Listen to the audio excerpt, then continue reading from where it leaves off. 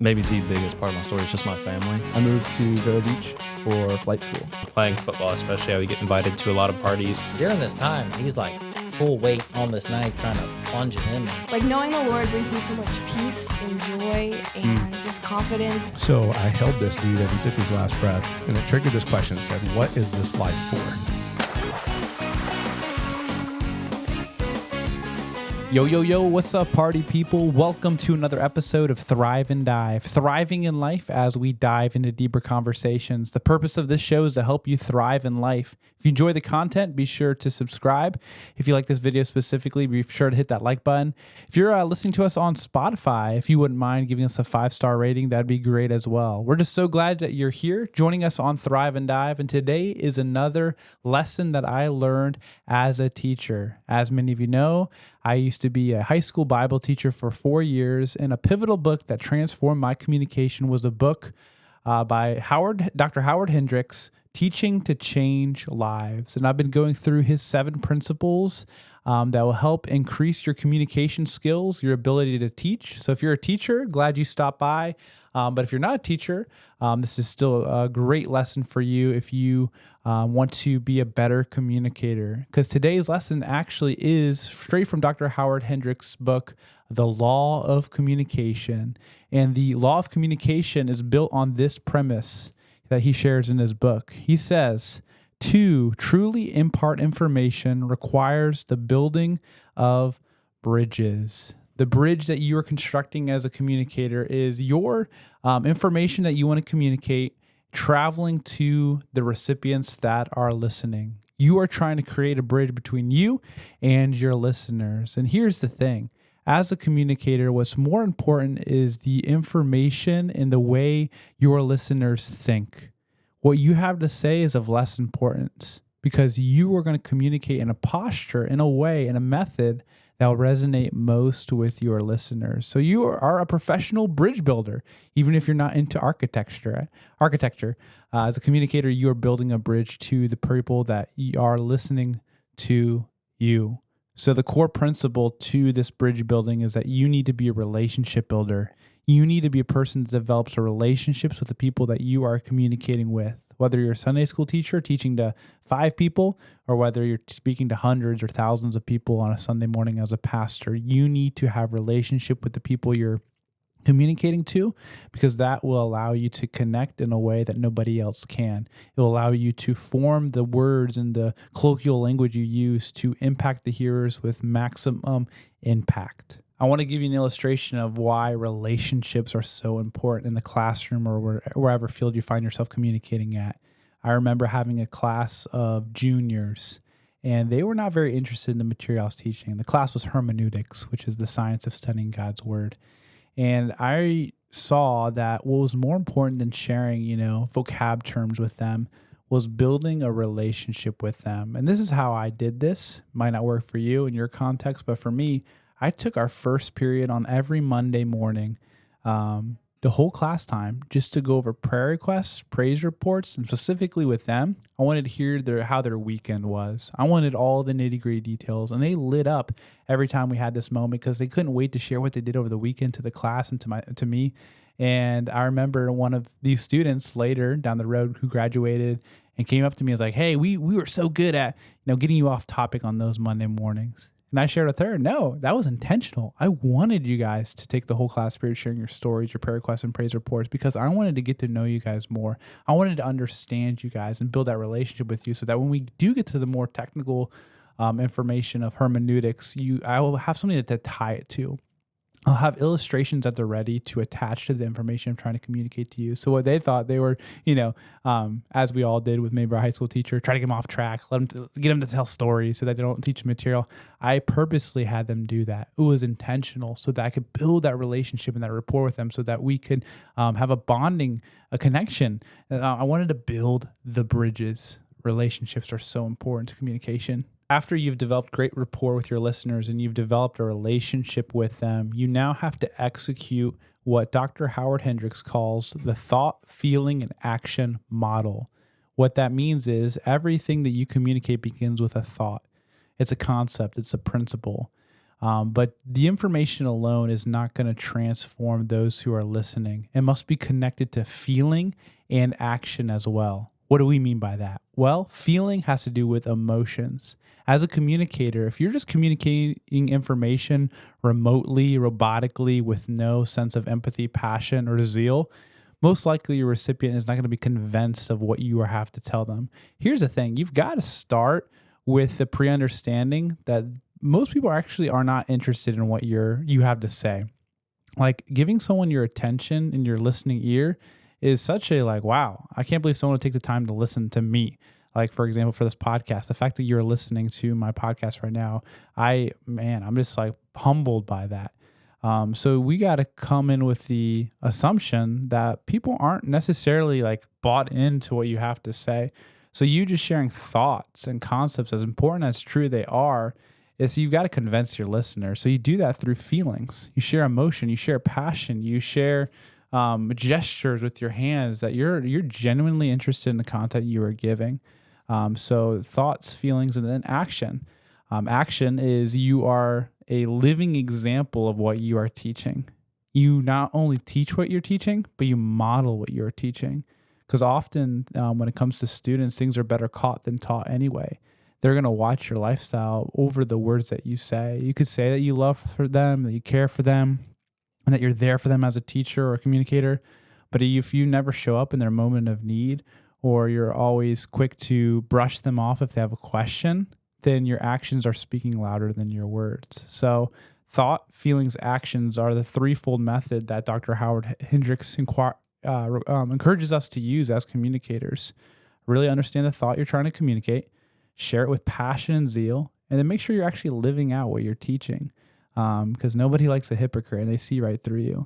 So with that being said, when I was a teacher, I really had to wrestle with the information I was communicating and I had to make sure that what I was sharing resonated with me first before I share it with other people.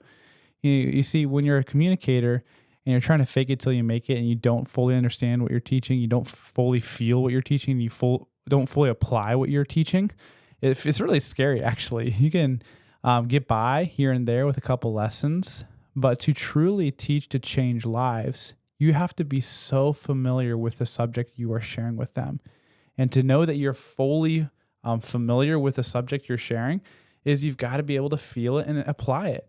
And this is so important. I remember listening to a Joe Rogan podcast with Wesley Huff, a Christian apologist, and he was sharing with Wesley that anybody can communicate what they're an expert at, or anybody can communicate what they're passionate about.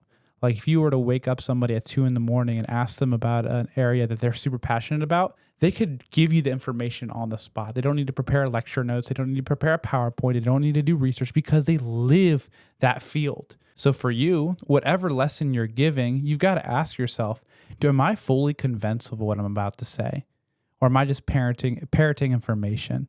Do I fully live out the expertise and the instruction that I'm about to give? And if you don't, people can see through you. At least that's what happened to me when I was a high school teacher. If I truly wasn't convinced of the subject that I was teaching, and in my case, I was teaching God's word, which is a very important subject, they're not going to want to apply what I have to say. So my living testimony is my greatest weapon for effective communication. So with that being said, as you're moving from thought, feeling to action, you do really want to make sure what you're sharing is very applicable. There's actions that can be taken from the material you're teaching. If there's not a whole lot of application, then there's not a whole lot of importance to what you have to say. So make it as practical and tangible as you can for the body of students that you are teaching. Make sure they understand it in their terminology. Provide illustrations that will connect with their real world. Imagine the people that you're speaking to, the single moms, the teenager that just went through a breakup, the son that just lost his dad to cancer. Picture these individuals as you prepare your information so that's palatable in a way that they can digest it. So this has everything to do with the words that you use. Words is the medium by which we convey thoughts, feeling, and action. So words are important. You can't just say words carelessly. You can't just be rambling when you communicate. You need to make sure you have a strategic pattern and flow that you're going to use to communicate the information from your head to their heart. So this requires great preparation and presentation. Preparation is all the legwork you do before your speaking engagement. Do you have a solid outline? Do you have a solid introduction that grips your audience? Again, you can't assume that they're interested in what you have to say. You've got to reel them in and get them hooked so that they continue to listen. Our attention spans, guys, you know this, are so short. When I was working with high schoolers, man, I really had to get their attention with things that would interest them. So at the beginning of a lesson, you have to have that icebreaker, that hook, that quote, that question that will really be relevant to them. Once you have the introduction established, you also need to make sure you have a good conclusion. Dr. Howard Hendricks talks about how the conclusion is usually the most underdeveloped part of the message, which is so unfortunate because that's, the drop mic moment that's going to leave the audience going home wanting to apply what you have to say. So from introduction to conclusion, it must be good. It must be great. There must be a good sequence, a flow, a logical way of doing things, not a bunch of rambling, not a bunch of rabbit trails, things of that nature. So in between the introduction and conclusion is when you have the meat, the body of what you have to say. And this has to be filled with stories, illustrations, word pictures, images, so that the students or whoever is listening will be able to pick up what you're putting down. Illustrations are the best medium to take a complex concept and make it digestible in terminology and things that your audience is familiar with. This is why having like sports illustrations so helpful, or music illustrations, or movie references, because it will connect with the hearer.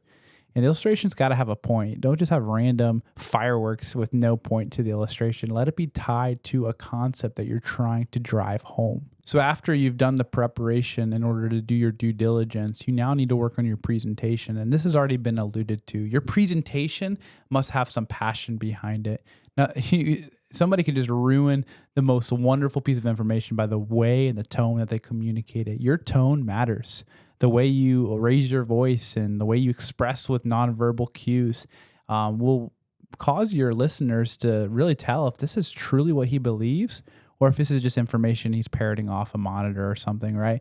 So I'm not an expert when it comes to this. I'm still working on this craft, but make sure you're not monotoned. Make sure you are getting more loud when you're getting excited about something, or drop really quietly when you're really trying to drive a point home, right? Mix it up. Use different pitches, use different character voices if you want, depending how good you are at those different things. Slow things down, take a break, a silent pause, whatever it may be. Mix it up so that the presentation is not boring, to be honest. Finally, Dr. Howard Hendricks talks about the need for feedback as a communicator. You should be getting questions and reports back from those you are teaching, because ultimately it doesn't matter how well you thought you communicated. It's how well it was received. If no one remembers a stinking thing of what you said, or it didn't impact them in any certain way, wouldn't you want to know that? You could be thinking you just delivered the best message since the Gettysburg's Address, but if your recipient was not impacted, inspired, or learned something from it, then it was not worth your time. It was garbage, right? So getting feedback is so important, and it's hard, getting feedback because it's criticism, but criticism is so necessary if you want to be a better communicator. So listen to what people have to say about your message. I remember when I was a teacher during my second year as a teacher, we just finished a message in our chapel services, and one of my students said, and she didn't even mean to be a criticizer, or she wasn't even necessarily trying to help me with my communication, but she just made a comment. I think it was either to me or to another student about how much I rambled at the end. And I was penetrated at the heart when I heard it. I'm like, oh my goodness, I worked so hard on that message. And the best thing she got out of it is I rambled at the end. Heartbroken, security destroyed, esteem deflated. But it was actually a great moment for me to realize, wow, my communication needs some work.